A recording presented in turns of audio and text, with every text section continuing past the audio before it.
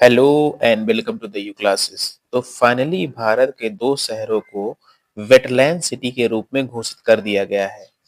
इसी चीज को लेकर पीएम मोदी ने भी ट्वीट किया है कि आखिरकार भारत में भी अब से दो वेटलैंड सिटी होंगे। तो वे दोनों शहर आखिरकार कौन हैं जिन्हें वेटलैंड सिटी का दर्जा मिला है, और आखिरकार वेटलैंड सिटी क्या होती है, हम इसको एक एक करके समझते हैं। तो सबसे पहले भारत के जिन दो शहरों को वेटलैंड सिटी का दर्जा प्राप्त हुआ है, उनमें से पहला है इंदौर। अब इंदौर हर साल सुर्खियों में रहता है। अगर आप रेगुलरली करंट अफेयर्स फॉलो कर रहे होंगे, तो आपको यह पता होगा कि आखिरकार हर साल इंदौर न्यूज में क्यों रहता है।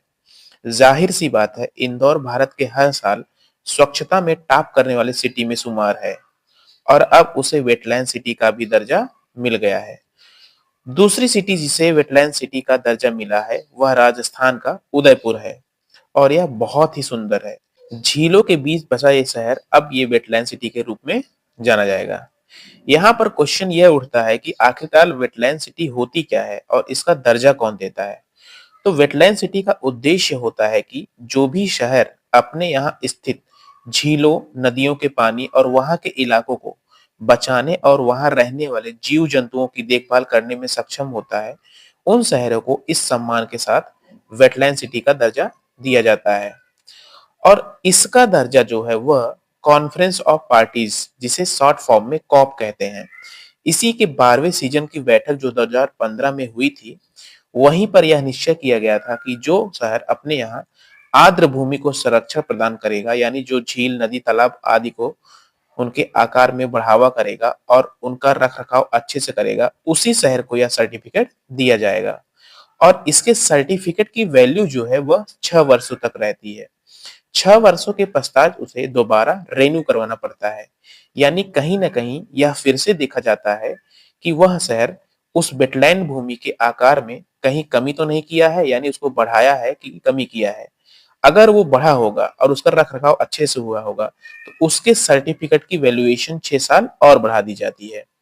हम आपको बताते चले कि हर साल 2 फरवरी को वेटलैंड दिवस मनाया जाता है।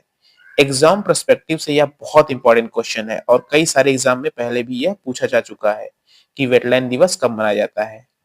वेटलैंड भूमि बायोडायवर्सिटी के लिए बहुत जरूरी है, यानी जिस शहर में यह अवेलेबल होता है, वहां पर जीव संबंधित क्रियाएं बढ़ जाती हैं। वहां अनेक प्रकार के पशु पक्षी आ जाते हैं।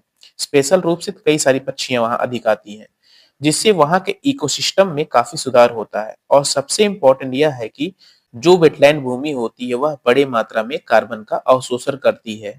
इट मीन्स CO2 के अवशोषण के साथ साथ वह ग्लोबल टेम्परेचर कम करने भी काफी हेल्पफुल साबित होता है। उम्मीद है आप लोग को पूरा वीडियो अच्छे से समझ में आया होगा। लास्ट में आप सभी को इस क्वेश्चन का आंसर कमेंट बॉक्स में बताना है। ऐसे ही करंट से रिलेटेड वीडियोज के लिए please like, share and subscribe my channel. Thank you.